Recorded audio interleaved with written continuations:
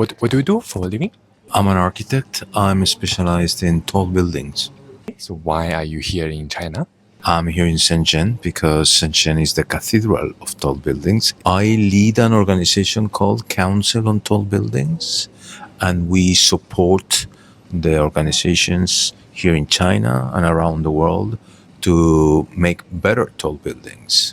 So what's your opinion of China real estate industry? Because there is a big change recent year.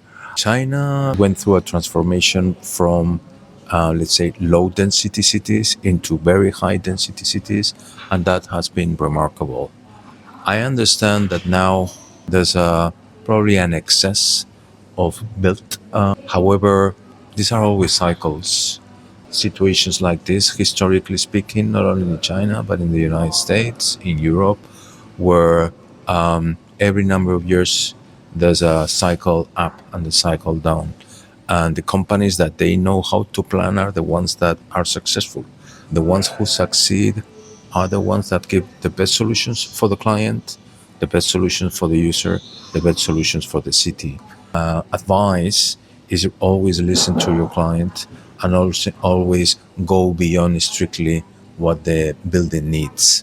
Do you have any advice for the young generations? Architects are the makers of the future of cities. The future is dense. Cities have been identified clearly by young people as places for success, the place where they can interact with other people, other generations. Being an architect puts you in a position of shaping the future. And, across my career, when I was a young graduate, I remember there was a huge real estate crisis. It started in New York. New York was kind of stopped. There's been so much stuff going on after that that justifies that the role of architects is important in society. Do you have some hard times of your life? Well, I think everyone's, go through up and downs. It's not, I haven't met anyone that has not gone through, let's say, complicated times. I'm a very positive person in any case, very optimistic. Young people often feel they get lost. Do you have any advice? Well, the world offers so many possibilities. I think when you're young, maybe one of the points now that there's so many things that you can do. I think I belong to a generation where the options were a bit more restricted. Now you can work in anything, you can travel anywhere. I took my first flight when I was 19 years old. Current generations, they can jump on a high-speed train and go anywhere else. So you're enjoying, a future and a present that it offers so many things. I just would recommend not be rushed. Don't have an anxiety of finding your way since day one after graduation. I think people that they take a gap year to rethink, what they want. I think it's an important moment, young people to really reflect, wait and see, explore, and then make a statement in what they believe and to push that way. Somebody said you need to do one thing to be successful. But you think it's true or we need to try different things? Well, I think you have to believe in yourself. You cannot depend on what the others are. The people who really succeed in life, both professional and personal, is because they're very strong internally. There's always a context that sometimes it's uphill, sometimes it's downhill. Someone is to have this inner energy that you really know what you want, that you are very strong about that, and that's kind of the engine, to keep pushing. Why did you choose this job before? I'm really enjoying the fact that we're global, that we can come to China, that we can come pretty much anywhere in the world. Before China, I was in Indonesia, in Jakarta.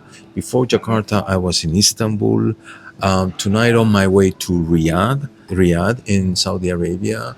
Then I'm off to Dallas and Austin in the United States. And the link to all those trips is the importance of tall buildings in those cities. Where are you from? I'm originally from Spain, but I live in Chicago in the United States. Oh, Chicago. Big city. Much smaller than Shenzhen, far smaller. Oh, much smaller than much smaller than Shenzhen. Shenzhen is not too big actually. Chicago is much less people. It's a combination of downtown and suburbs. It's a really high quality of life there. Which city of the world do you like it most? Oh my goodness, that is a tough one. There's so many of them. Maybe top 3. I think Madrid, at this point, is one of the most vibrant cities. Combination of legacy and modernity. Madrid. That's where I come from. Also, Barcelona. I've been, really. There's a lot of Chinese people visiting. Singapore is an extremely interesting city to visit. When I go there, I always say that it's a bit like visiting the future somehow. The future of cities, also the future of people. It's quite interesting. But I love also Shenzhen and Hong Kong. This kind of twins. Every time I come here, there's such a good vibe, energy. I love it. So I'm a city enthusiast. I always enjoy coming here.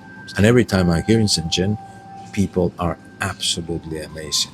Even this might be a surprise for you, but I find that Spanish people is not so different from Chinese in the way we relate to people, how we celebrate things, going out later, for dinner. I just wish I would know how to speak Chinese. Thank you. Thank you, sir.